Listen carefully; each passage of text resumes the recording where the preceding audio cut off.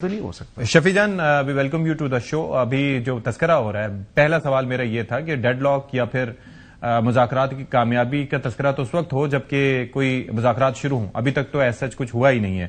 ایک تو اس پہ آپ کا نقطہ نظر کیا ہے کہ کیا کوئی سلسلہ شروع ہونے کی امید ہے، اور دوسرا یہ جو بات ہو رہی ہے ابھی آپ کی قیادت کی جانب سے پریس کانفرنس بھی ہوئی، وہی کہتے ہیں کہ جی کے پی حکومت کو وفاقی حکومت اعتماد میں لے کر کوئی بھی فیصلہ کرے، تو وہ صریحاً دہشت گردی کے خلاف آپریشن سے متعلق ہے یا وہ ان مذاکرات سے متعلق بھی ہے کہ اس کے اندر بھی آپ لوگوں کو اعتماد مل لیا جائے؟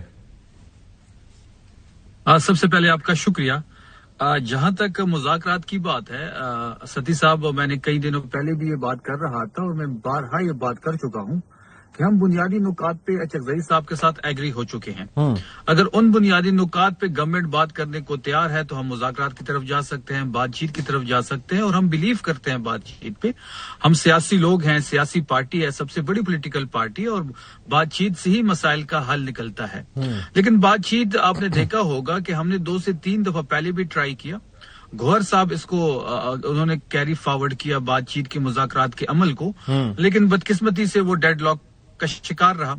اب جو ہمارا تمام تر فوکس ہے وہ اسٹریٹ موومنٹ پہ ہے اور تحریک پہ ہے، اور جب بھی ہماری تحریک جو ہے وہ مومنٹم پکڑتی ہے تو ان کو مذاکرات کی بات یاد آ جاتی ہے. اچھا. ہم ابھی بھی مذاکرات سے ہم انکاری نہیں ہے، لیکن مذاکرات غیر مشروط نہیں ہو، غیر مشروط مذاکرات ہم نہیں کریں گے، مشروط مذاکرات ہوں گے. اچھا. اور یہی بات اچکزئی صاحب نے میری بات کو سیکنڈ کیا ڈیالہ کے بعد، اس نے یہی بات کی اگر 8 تاریخ کے مینڈیٹ پہ بات نہیں کرنی تو پھر ہم نے کوئی خالی چائے تو پینی نہیں. لیکن شفیع جان صاحب کل ہمارے ساتھ شو میں شیر افضل مروت تھے اور وہ یہ کہتے ہیں کہ محمود خان اچکزئی کی خود کی ملاقات نہیں ہوئی بانی پی ٹی آئی سے، اور انہوں نے جو مطالبہ آ کے رکھ دیا ہے وہ 10 قدم آگے کا رکھ دیا ہے. یعنی کہ ایک شخص کو اختیار دیا گیا کہ وہ کوئی لاحول طے کرے، ملاقات ہوئی نہیں، اور اس نے جو بیانیہ رکھ دیا ہے وہ اور سخت بیانیہ ہے.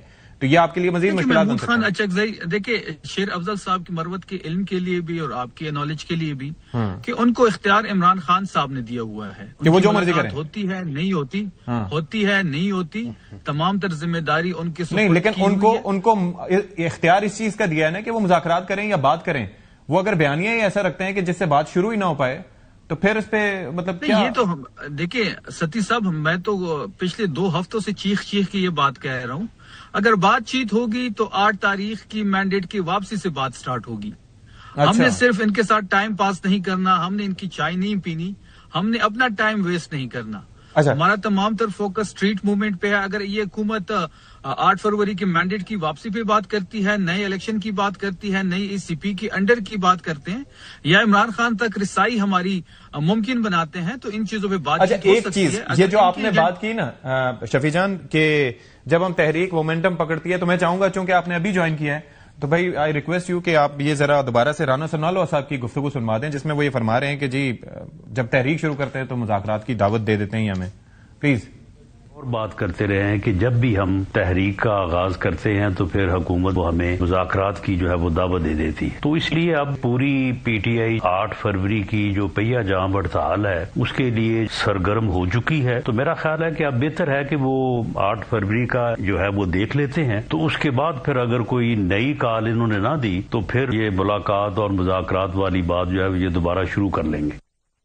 پھر شفیع جان اس گفتگو کے بعد اور آپ کی گفتگو کے بعد پھر ہم 8 فروری تک تو کم از کم نہ ہی سمجھیں.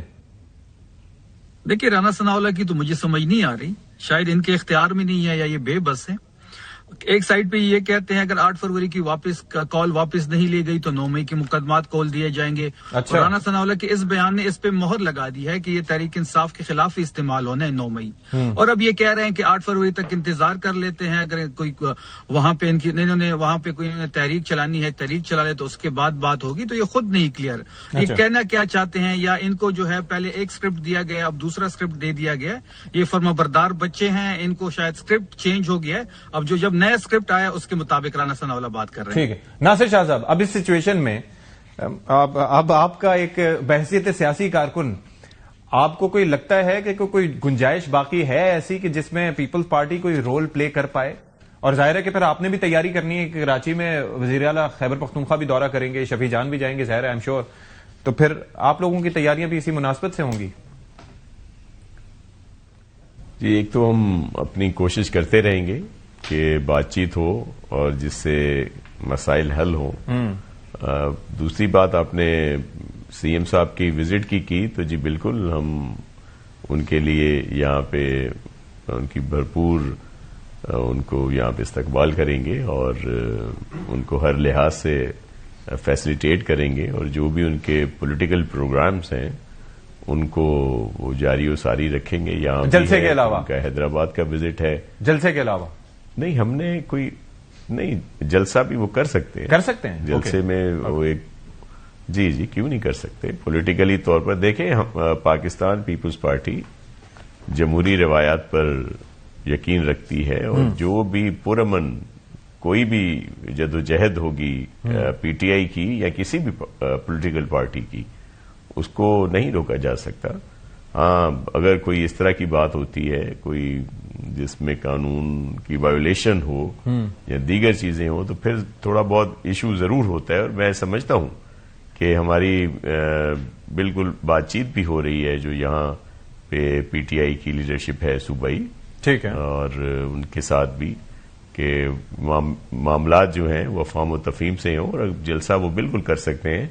जलसे की कोई इस तरह की पाबंदी नहीं है। और उन्होंने मेरे ख्याल में जो आज मुझे पता चला था कि उन्होंने कोरंगी, डिस्ट्रिक्ट कोरंगी में भी एक एप्लीकेशन आई है और डिस्ट्रिक्ट साउथ में भी है, तो उनको कानूनी जो चीजें होती हैं फॉर्मेलिटीज वो पूरी करके उनको बिल्कुल इजाजत दी जाएगी। हमारी तरफ से कोई रुकावट नहीं है।